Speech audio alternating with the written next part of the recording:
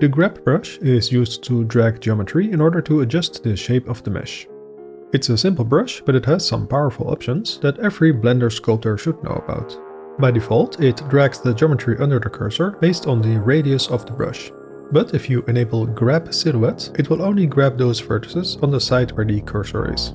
By orienting the 3D viewport and using the Grab Silhouette option, you can fine-tune the shape. By default, you grab the geometry within the brush radius, but by choosing Projected at the fall-off shape, you grab everything under the brush with infinite depth in the 3D viewport. The Grab Active Vertex option is useful when working with a subdivided low-poly base mesh. It makes sure that you always grab the nearest vertex, even when there is no vertex inside of the brush radius. It also displays a white wireframe overlay, but in my experience, this only works on certain hardware.